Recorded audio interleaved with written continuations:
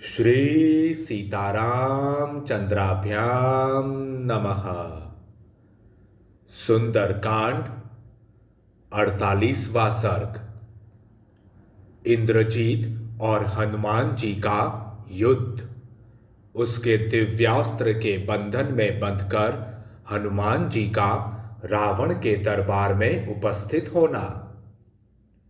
तदंतर हनुमान जी के द्वारा अक्ष कुमार के मारे जाने पर राक्षसों का स्वामी महाकाय रावण अपने मन को किसी तरह सुस्थिर करके रोष से जल उठा और देवताओं के तुल्य पराक्रमी कुमार इंद्रजीत मेघनाथ को इस प्रकार आज्ञा दी। बेटा, तुमने ब्रह्मा जी की आराधना करके अनेक प्रकार के अस्त्रों का ज्ञान प्राप्त किया है। तुम अस्त्रवेत्ता, शस्त्रधारियों में श्रेष्ठ तथा देवताओं और असुरों को भी शोक प्रदान करने वाले हो। इंद्र सहित संपूर्ण देवताओं के समुदाय में तुम्हारा पराक्रम देखा गया है। इंद्र के आश्रय में रहने वाले देवता और मरुदगण भी समर भूमि में तुम्हारे अस्त्र बल का सामना होने पर टिक नहीं सके हैं। तीनों लोकों में तुम्हारे सिवा दूसरा कोई ऐसा नहीं है जो युद्ध से थकता न हो। तुम अपने बाहुबल से तो सुरक्षित हो ही, तपस्या के बल से भी पूर्णतः निरापद हो। देश काल का ज्ञान रखने वालों में प्रधान और बुद्धि की दृष्टि से भी सर्वश्रेष्ठ तुम ही हो। युद्ध में तुम्हारे विरोचित कर्मों के द्वारा कुछ भी असाध्य नहीं है। शास्त्रानुकूल बुद्धिपूर्वक राज कार्य का विचार करते समय तुम्हारे लिए कुछ भी असंभव नहीं है। तुम्हारा कोई भी विचार ऐसा नहीं होता जो कार्य का साधक न हो। त्रिलोकी में एक भी ऐसा वीर नहीं है जो तुम्हारी शारीरिक शक्ति और अस्त्र बल को न जानता हो। तुम्हारा तपोबल, युद्ध विषयक पराक्रम और अस्त्र बल मेरे ही समान हैं। युद्ध स्थल में तुमको पाकर मेरा मन कभी खेद या विषाद को नहीं प्राप्त होता, क्योंकि इसे यह निश्चित विश्वास रहता है कि विजय तुम्हारे पक्ष में होगी। देखो, किंकर नाम वाले समस्त राक्षस मार डाले गए। जम्बूमाली नाम का राक्षस भी जीवित न रह सका। मंत्री के सातों वीर पुत्र तथा मेरे 5 सेनापति भी काल के गाल में चले गए। उनके साथ ही हाथी, घोड़े और रथों सहित मेरी बहुत सी बलवीर्य से संपन्न सेनाएं भी नष्ट हो गईं और तुम्हारा प्रिय बंधु कुमार अक्ष भी मार डाला गया। शत्रुसूदन, मुझ में जो तीनों लोकों पर विजय पाने की शक्ति है वह तुम्ही में है। पहले जो लोग मारे गए हैं उनमें वह शक्ति नहीं थी, इसलिए तुम्हारी विजय निश्चित है। इस प्रकार अपनी विशाल सेना का संहार और उस वानर का प्रभाव एवं पराक्रम देखकर तुम अपने बल का भी विचार कर लो, फिर अपनी शक्ति के अनुसार उद्योग करो। शस्त्रधारियों में श्रेष्ठ वीर, तुम्हारे सब शत्रु शांत हो चुके हैं। तुम अपने और पराये बल का विचार करके ऐसा प्रयत्न करो जिससे युद्ध भूमि के निकट तुम्हारे पहुंचते ही मेरी सेना का विनाश रुक जाए। वीरवर, तुम्हें अपने साथ सेना नहीं ले जानी चाहिए, क्योंकि वे सेनाएं समूह की समूह या तो भाग जाती है या मारी जाती है। इसी तरह अधिक तीक्ष्णता और कठोरता से युक्त वज्र लेकर भी जाने की कोई आवश्यकता नहीं है, क्योंकि उसके ऊपर वह भी व्यर्थ सिद्ध हो चुका है। उस वायुपुत्र हनुमान की गति अथवा शक्ति का कोई मापतौल या सीमा नहीं है। वह अग्नितुल्य तेजस्वी वानर किसी साधन विशेष से नहीं मारा जा सकता। इन सब बातों का अच्छी तरह विचार करके प्रति पक्षी में अपने समान ही पराक्रम समझकर तुम अपने चित्त को एकाग्र कर लो। सावधान हो जाओ। अपने इस धनुष के दिव्य प्रभाव को याद रखते हुए आगे बढ़ो और ऐसा पराक्रम करके दिखाओ जो खाली न जाए। उत्तम बुद्धि वाले वीर, मैं तुम्हें जो ऐसे संकट में भेज रहा हूं, यह यद्यपि उचित नहीं है, तथापि मेरा यह विचार राजनीति और क्षत्रिय धर्म के अनुकूल है। शत्रु दमन, वीर पुरुष को संग्राम में नाना प्रकार के शास्त्रों की कुशलता अवश्य प्राप्त करनी चाहिए। साथ ही युद्ध में विजय पाने की भी अभिलाषा रखनी चाहिए। अपने पिता राक्षस राज रावण के इस वचन को सुनकर देवताओं के समान प्रभावशाली वीर मेघनाद ने युद्ध के लिए निश्चित विचार करके जल्दी से अपने स्वामी रावण की परिक्रमा की। तत्पश्चात सभा में बैठे हुए अपने दल के प्रिय राक्षसों द्वारा बुरी बुरी प्रशंसित हो इंद्रजीत विकट युद्ध के लिए मन में उत्साह भरकर संग्राम भूमि की ओर जाने की उद्यत हुआ। उस समय प्रफुल्ल कमल दल के समान विशाल नेत्रों वाला राक्षस राज रावण का पुत्र महातेजस्वी श्रीमान इंद्रजीत पर्व के दिन उमड़े हुए समुद्र के समान विशेष हर्ष और उत्साह से पूर्ण हो राजमहल से बाहर निकला। जिसका वेग शत्रुओं के लिए असह्य था, वह इंद्र के समान पराक्रमी मेघनाद पक्षीराज गरुण के समान तीव्र गति तथा तीखे दाढ़ों वाले 4 सिंहों से जुते हुए उत्तम रथ पर आरूढ़ हुआ। अस्त्र शस्त्रों का ज्ञाता, अस्त्र वेत्ताओं में अग्रगण्य और धनुर्धरों में श्रेष्ठ वह रथी वीर रथ के द्वारा शीघ्र उस स्थान पर गया जहां हनुमान जी उसकी प्रतीक्षा में बैठे थे। उसके रथ की घरघराहट और धनुष की प्रत्यंचा का गंभीर घोष सुनकर वानर वीर हनुमान जी अत्यंत हर्ष और उत्साह से भर गए। इंद्रजीत युद्ध की कला में प्रवीण था। वह धनुष और तीखे अग्रभाग वाले सायकों को लेकर हनुमान जी को लक्ष्य करके आगे बढ़ा।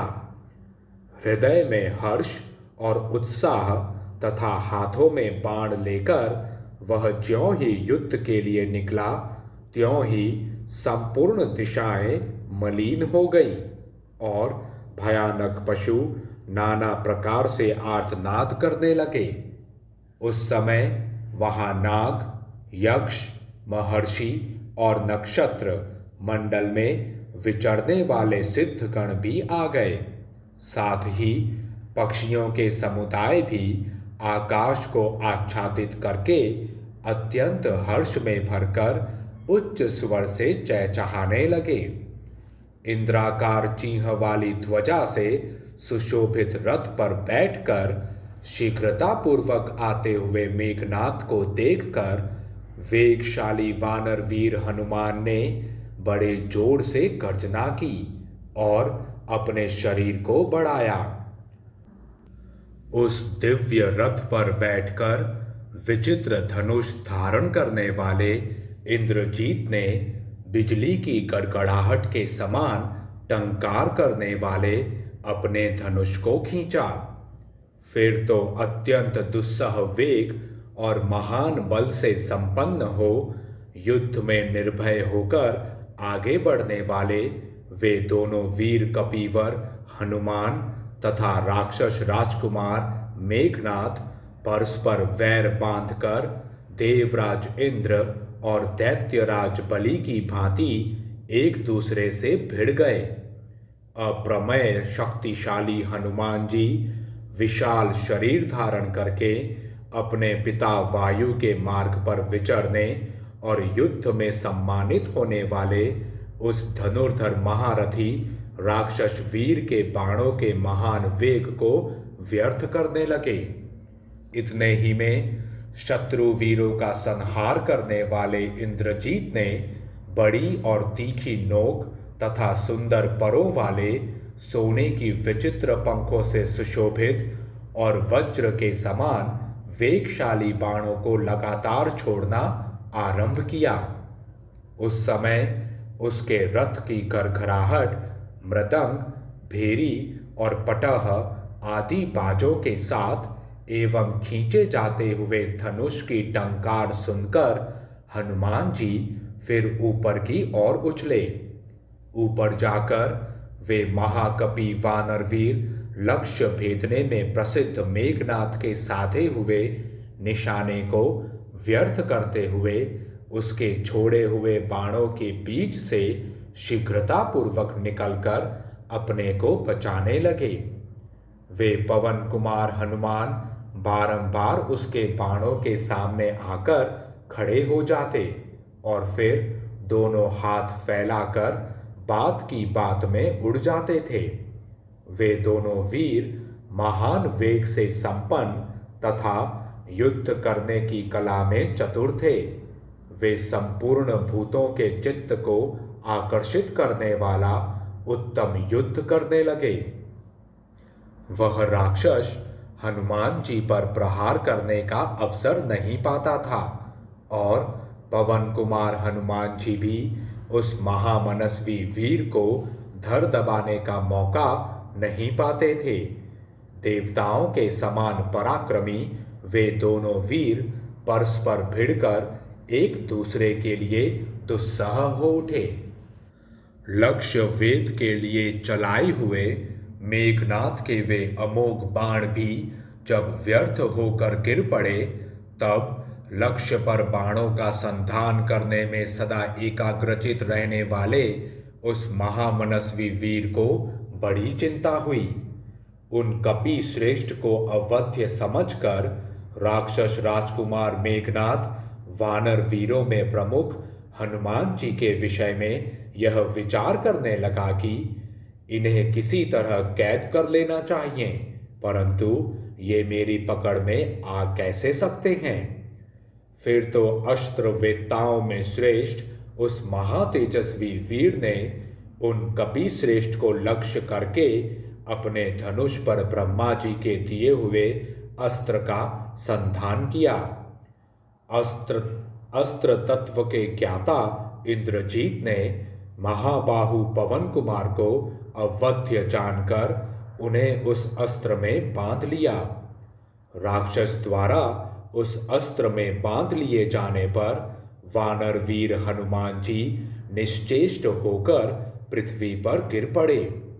अपने को ब्रह्मास्त्र से बंधा हुआ जानकर भी उन्हीं भगवान ब्रह्मा के प्रभाव से हनुमान जी को थोड़ी सी भी पीड़ा का अनुभव नहीं हुआ।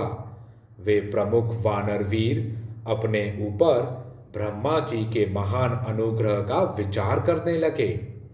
जिन मंत्रों के देवता साक्षात स्वयंभू ब्रह्मा हैं, उनसे अभिमंत्रित हुए उस ब्रह्मास्त्र को देखकर हनुमान जी को पितामह ब्रह्मा से अपने लिए मिले हुए वरदान का स्मरण हो आया। ब्रह्मा जी ने उन्हें वर दिया था कि मेरा अस्त्र तुम्हें एक ही मुहूर्त में अपने बंधन से मुक्त कर देगा। फिर वे सोचने लगे, लोक गुरु ब्रह्मा के प्रभाव से मुझ में इस अस्त्र के बंधन से छुटकारा पाने की शक्ति नहीं है। ऐसा मानकर ही इंद्रजीत ने मुझे इस प्रकार बांधा है। तथापि मुझे भगवान ब्रह्मा के समानार्थ इस अस्त्र बंधन का अनुसरण करना चाहिए। कपि श्रेष्ठ हनुमान जी ने उस अस्त्र की शक्ति अपने ऊपर पितामह की कृपा तथा अपने में उसके बंधन से छूट जाने का सामर्थ्य, इन तीनों पर विचार करके अंत में ब्रह्मा जी की आज्ञा का ही अनुसरण किया। उनके मन में यह बात आई कि इस अस्त्र से बंध जाने पर भी मुझे कोई भय नहीं है, क्योंकि ब्रह्मा, इंद्र और वायु देवता तीनों मेरी रक्षा करते हैं। राक्षसों द्वारा पकड़े जाने में भी मुझे महान लाभ ही दिखाई देता है, क्योंकि इसमें मुझे राक्षस राज रावण के साथ बातचीत करने का अवसर मिलेगा। अतः शत्रु मुझे पकड़कर ले चलें। ऐसा निश्चय करके विचार पूर्वक कार्य करने वाले शत्रु वीरों के संहारक हनुमान जी निश्चेष्ट हो गए। फिर तो सभी शत्रु निकट आकर उन्हें बलपूर्वक पकड़ने और डांट बताने लगे। उस समय हनुमान जी मानो कष्ट पा रहे हो इस प्रकार चीखते और कटकटाते थे। राक्षसों ने देखा अब यह हाथ पैर नहीं हिलाता, तब वे शत्रुहंता हनुमान जी को सुतरी और वृक्षों के वल्कल को बटकर बनाए गए रस्सों से बांधने लगे। शत्रु वीरों ने जो उन्हें हठपूर्वक बांधा और उनका तिरस्कार किया, यह सब कुछ उस समय उन्हें अच्छा लगा। उनके मन में यह निश्चित विचार हो गया था कि ऐसी अवस्था में राक्षस राज रावण संभवतः कौतूहलवश मुझे देखने की इच्छा करेगा, इसलिए वे सब कुछ सह रहे थे। वल्कल के रस्से से बंध जाने पर पराक्रमी हनुमान ब्रह्मास्त्र के बंधन से मुक्त हो गए, क्योंकि उस अस्त्र का बंधन किसी दूसरे बंधन के साथ नहीं रहता।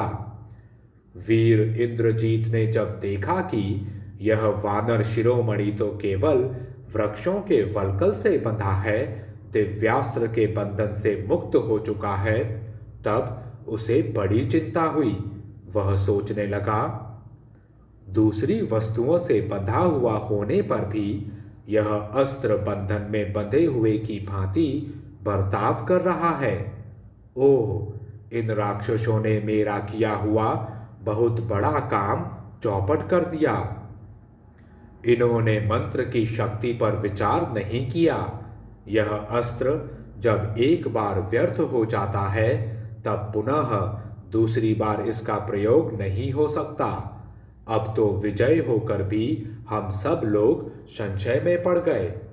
हनुमान जी यद्यपि अस्त्र के बंधन से मुक्त हो गए थे, तो भी उन्होंने ऐसा बर्ताव किया मानो वे इस बात को जानते ही न हो। क्रूर राक्षस उन्हें बंधनों से पीड़ा देते और कठोर मुक्कों से मारते हुए खींच कर ले चले।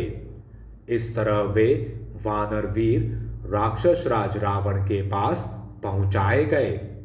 तब इंद्रजीत ने उन महाबली वानर वीर को ब्रह्मास्त्र से मुक्त तथा वृक्ष के वल्कलों की रस्सियों से बंधा देख उन्हें वहां सभासदगणों सहित राजा रावण को दिखाया।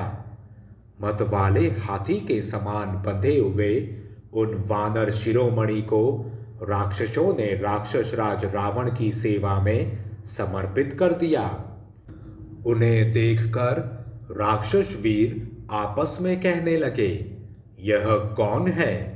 किसका पुत्र या सेवक है? कहाँ से आया है? यहाँ इसका क्या काम है? तथा इसे सहारा देने वाला कौन है? कुछ दूसरे राक्षस जो अत्यंत क्रोध से भरे थे, परस्पर इस प्रकार बोले, इस वानर को मार डालो, जला डालो या खा डालो। महात्मा हनुमान जी सारा रास्ता तय करके जब सहसा राक्षस राज रावण के पास पहुंच गए, तब उन्होंने उसके चरणों के समीप बहुत से बड़े बूढ़े सेवकों को और बहुमूल्य रत्नों से विभूषित सभा भवन को भी देखा।